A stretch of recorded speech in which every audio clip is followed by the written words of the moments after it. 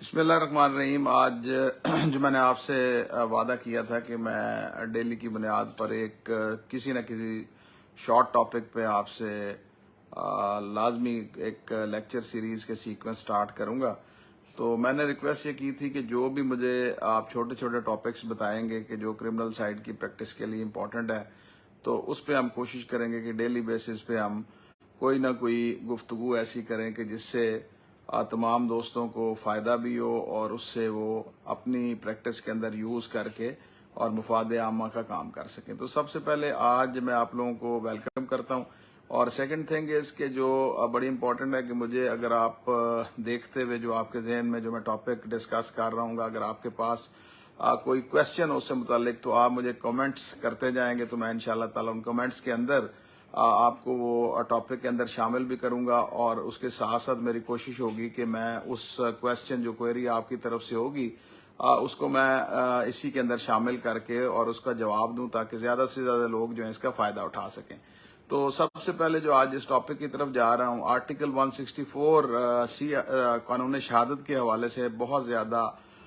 दोस्तों को ये प्रॉब्लम होती है कि अब आपको पता है कि बहुत ज्यादा सेफ सिटी के कैमराज लग चुके हैं, सीसीटीवी कैमराज लगे हुए हैं और मुख्तलिफ केसेस के अंदर सीसीटीवी से रिकॉर्ड की गई जो फुटेजेस हैं वो लोगों के पास यूएसबी की फॉर्म में या सीडीज की फॉर्म में अवेलेबल होती हैं, लेकिन वो पुलिस जो है अपनी इन्वेस्टिगेशन के दौरान उसको रिकॉर्ड का हिस्सा नहीं बनाती। और कई दफा हमारे पास केसेस ऐसे भी आए कि जिसके अंदर पुलिस का या प्रोसिक्यूशन का टोटल केस जो है वो उन फैक्ट्स के ऊपर होता ही नहीं कि जिन फैक्ट्स के मुताबिक कोई अक्रस जो है वो कमिट की जाती है और एक्यूज को बहुत ज्यादा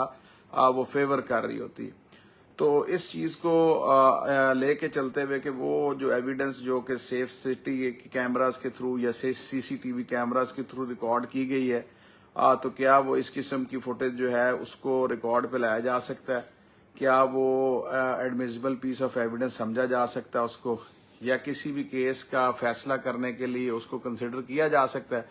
तो सबसे पहले हमें देखना पड़ेगा कि आर्टिकल 164 कानून शहादत जो है वो मॉडर्न डिवाइसेस के हवाले से या मॉडर्न डिवाइसेस के थ्रू जो एविडेंस कलेक्ट की जाती है उसके हवाले से बेसिकली ये आर्टिकल है कि ये जो आपकी इस किस्म की डिवाइसेस हैं, जैसे मोबाइल फोन है, कैमराज हैं, सीसीटीवी कैमराज हैं या और मॉडर्न डिवाइसेस हैं कि जिसके थ्रू कोई रिकॉर्ड की गई फुटेज जो है उसको एडमिसिबल पीस ऑफ एविडेंस के तौर पे क्रिमिनल केस के अंदर कंसिडर किया जा सकता है, उसको काबिल इदखाल शहादत का दर्जा दिया जा सकता है। तो सबसे पहले इसके ऊपर जो है 164 के हवाले से जो इंटरप्रिटेशन है 2016 के अंदर सुप्रीम कोर्ट 2084 जजमेंट जो थी उसके अंदर बेसिकली इसको डिफाइन किया गया। इसकी इंटरप्रिटेशन ये की गई कि जी इस एविडेंस को जो है वो मलूज़े खातर लाया जा सकता है और इस एविडेंस के ऊपर किसी भी केस का फैसला जो है इसको एविडेंस के सीक्वेंस में लेके किया जा सकता है। लेकिन अब मैं आपको बताता चलूं कि एक बड़ी जबरदस्त किस्म की जजमेंट जो अभी रिसेंटली 2019 में सुप्रीम कोर्ट की तरफ से आई, इश्तियाक मिर्जा केस जो है वो बड़ा इंपॉर्टेंस का हामिल है कि पीएलडी 2019 सुप्रीम कोर्ट 675, मैं फिर दोबारा गुजारिश करूंगा, पीएलडी 2019 सुप्रीम कोर्ट 675। इस जजमेंट के अंदर बेसिकली एसओपीज जो हैं वो फिक्स किए गए हैं कि वो कौन कौन से पैरामीटर्स होंगे कि जिसको आप अगर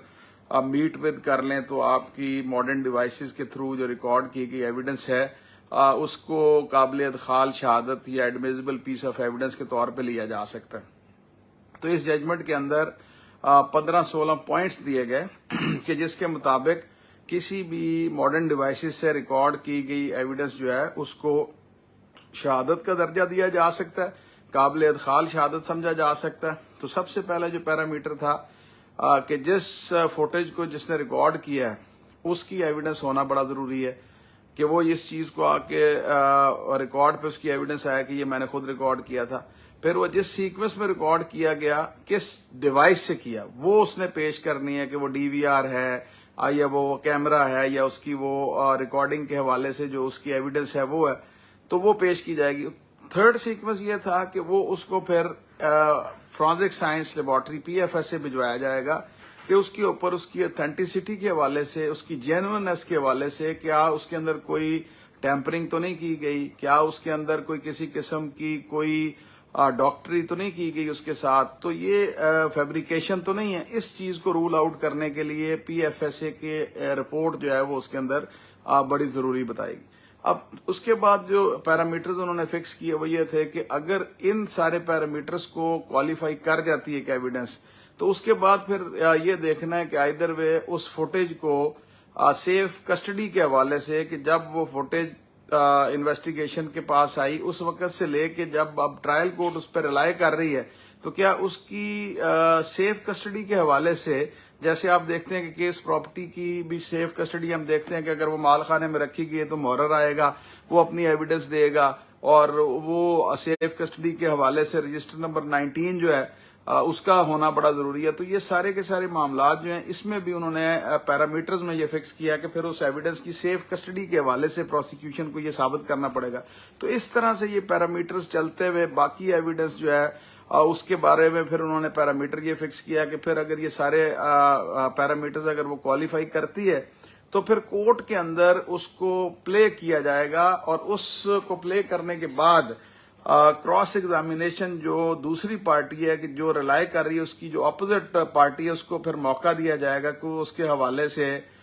پورے کے پورے وہ کراس ایگزامینیشن کر لے, تاکہ فیئر ٹرائل اپرچونٹی جو کہ article 10A of constitution provide کرتا ہے وہ پورے طریقے سے جو ہے پھر وہ اس کا ایک رائٹ جو ہے وہ پرووائڈ کیا جا سکے. اور اس سارے کے سارے معاملات میں یہ سارے کے سارے پیرامیٹرز جو ہیں یہ بیسیکلی یہ ہمیں ہیلپ کرتے ہیں کہ ہم یہ ماڈرن ڈیوائسز جو کہ ساری دنیا کے اندر اس کو ایک نیچرل ایویڈنس کہا جا رہا ہے, اور یہ بڑی امپورٹنٹ پیس آف ایویڈنس ہوتی ہے, اور اس کو ہم نارمل کورس کے اندر اس طرح سے ٹیک اپ نہیں کرتے, لیکن یہ ٹیک اپ ہونی چاہیے. اور میں ایک اور آپ کے ساتھ اسی وقت یہ شیئر کرنا چاہتا ہوں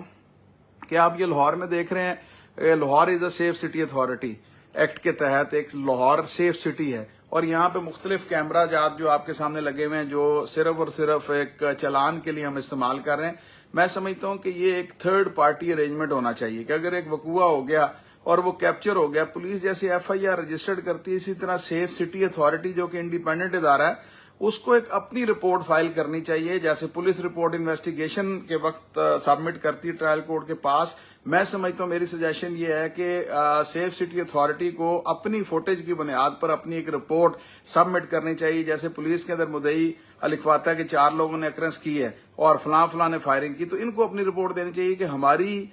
فوٹیج کی جو ہم نے اتھینٹسٹی کو ملوز خاطر رکھتے ہوئے جب ہم دیکھتے ہیں تو یہ اکرنس صرف ایک آدمی نے کی ہے, اور یہ 3 لوگ جو ہیں یہ بالکل پولیس نے مدعی کے کہنے پہ ناجائز چلان کیے ہیں. تو میں سمجھتا ہوں کہ بہت زیادہ ورک لوڈ بھی کم ہوگا, جھوٹے پرچے جو ہیں وہ ختم ہو جائیں گے, اور جو ہماری موجود عدالتوں پہ ایک بہت بڑا رش کا ایلیمنٹ ہے وہ بھی ختم ہو جائے گا. تو اس طریقے سے میں سمجھتا ہوں کہ یہ ماڈرن ڈیوائسز کا جو لا ہے, آپ اگر یہ ججمنٹ پڑھیں گے تو آپ کو بہت زیادہ اس کا فائدہ بھی ہوگا, اور آپ جب اس کو استعمال کریں گے تو وہ ایویڈنس جو صرف اور صرف کسی بھی سیکوینس میں ہم استعمال کیے بغیر ضائع کر دیتے ہیں, میں سمجھتا ہوں کہ وہ انصاف کے لیے بہت ہیلپ فل ہوگی. اور اس کے ساتھ اگر آپ کو میرا آج کا یہ ٹاپک پسند آئے تو اس کو لائک اور شیئر ضرور کیجیے گا, اور اس کے ساتھ ساتھ کیونکہ یہ میرا اس کا مقصد کوئی یہ نہیں ہے کہ میں اس میں سے سٹارز لینا چاہتا ہوں یا کوئی اور میرا مونیٹائزنگ کا مسئلہ ہے, وہ ایسا ایشو نہیں ہے. میں سمجھتا ہوں کہ میں ینگسٹرز کو موٹیویٹ کروں کہ وہ پڑھیں, اور اسکائی از دی لمٹ, اور وہ وکالت کو اگر انہوں نے پورے طریقے سے جوائن کیا ہے تو پھر اللہ تعالیٰ ان کے لیے مقام بھی پھر انہیں اور دے گا انشاءاللہ. تو میری آپ سے گزارش ہوگی کہ اس کو, اس سلسلے کو ہم آگے لے کے چلیں گے. اگر آپ کے ذہن میں کوئی ٹاپک ہو تو مجھے واٹس ایپ ضرور کیجیے گا, میرا نمبر 0300 401